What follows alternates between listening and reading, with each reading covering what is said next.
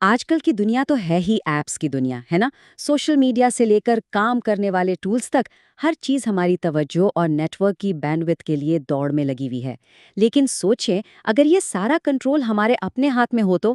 آج ہم یہی جاننے والے ہیں کہ اس ڈیجیٹل بہاؤ کو کیسے قابو کیا جائے اور اپنی ڈیجیٹل دنیا کے خود مالک کیسے بنا جائے۔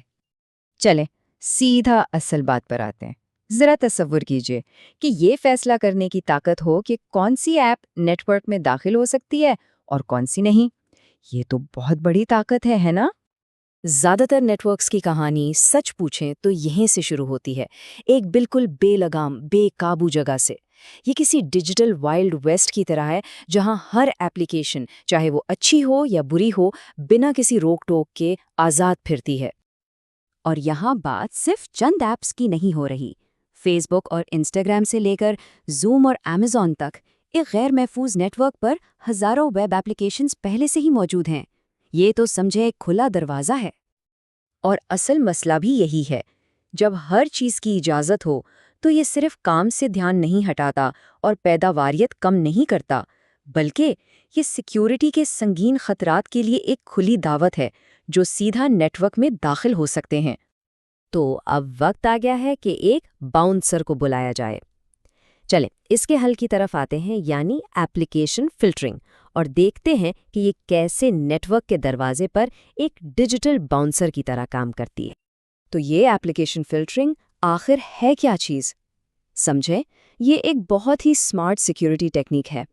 یہ صرف پورٹ نمبرز جیسی بنیادی چیزوں کو نہیں دیکھتی، نہیں، یہ اصل ایپلیکیشن کی پہچان کرتی ہے، چاہے وہ فیس بک ہو، زوم ہو یا کچھ اور پھر اس پر مکمل کنٹرول فراہم کرتی ہے۔ اور مزے کی بات یہ ہے کہ اس سے سیٹ اپ کرنا کوئی راکٹ سائنس نہیں ہے۔ بنیادی طور پر 3 سٹیپس ہیں۔ سب سے پہلے ٹریفک کا بہاؤ بتانا ہوتا ہے، کہاں سے آ رہی ہے اور کہاں جا رہی ہے۔ پھر کسی ایپ یا اس کی پوری کیٹیگری جیسے سوشل نیٹ ورکنگ کو منتخب کرنا ہوتا ہے، اور آخر میں فیصلہ کرنا ہوتا ہے کہ اس کے ساتھ کرنا کیا ہے، یعنی اس معاملے میں اسے بلاک کرنا ہے۔ اور اس کا اثر فوری اور ڈرامائی۔ ذرا پہلے اور بعد کا فرق دیکھیں۔ ایک لمحے میں سوشل میڈیا تک پوری رسائی ہے اور اگلے ہی لمحے سب کچھ بند۔ بس اتنا ہی آسان ہے۔ اور جو یوزر ہے اسے کیا نظر آئے گا؟ اسے بس ایک سیدھا سادہ بلاک پیج نظر آئے گا۔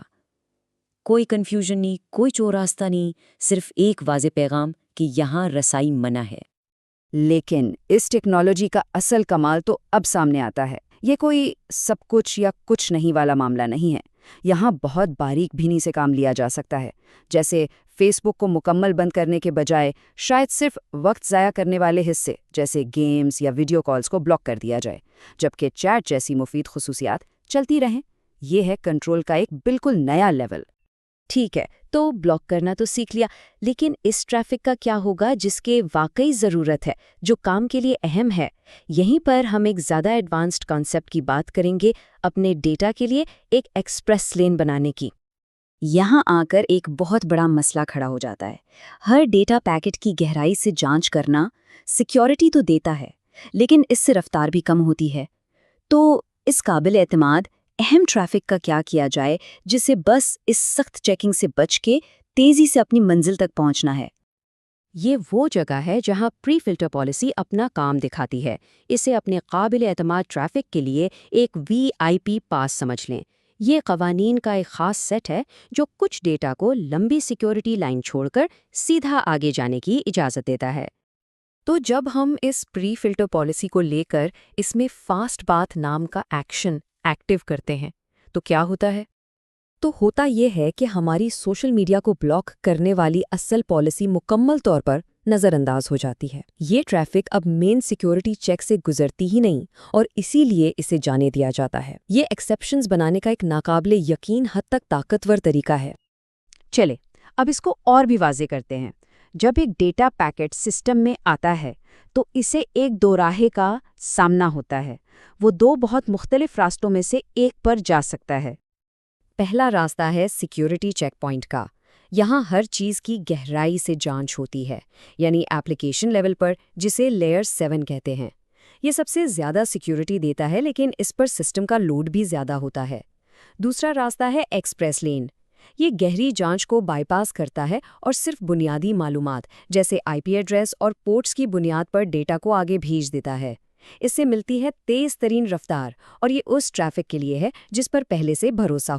تو یہ سب اتنا اہم کیوں ہے؟ کیونکہ یہ ٹیکنالوجی ایک نیٹ ورک کو مکمل افراتفری کی حالت سے نکال کر ایک منظم اور کنٹرولڈ حالت میں لانے کی طاقت دیتی ہے۔ کسی بھی جدید ادارے کے لیے اس ٹیکنیک میں مہارت حاصل کرنا 3 بڑی وجوہات کی بنا پر بہت ضروری ہے۔ اول، بہتر سیکیورٹی، کیونکہ خطرناک ایپس کو باہر رکھا جا سکتا ہے۔ دوم، بہتر پیداواریت، کیونکہ دھیان بھٹکانے والی چیزیں کم کی جا سکتی ہیں۔ اور سوم، بہترین کارکردگی، کیونکہ اہم ٹریفک کو ترجیح دی جا سکتی ہے۔ اور ہم اس تجزیے کا اختتام ایک آخری اہم سوال کے ساتھ کرتے ہیں۔ کیا ہمیں واقعی معلوم ہے کہ اس وقت ہمارے نیٹ ورک سے کیا گزر رہا ہے؟ کون سی ایپلیکیشنز ہمارے دفاعی نظام کو چکما دے کر اندر آ رہی ہیں؟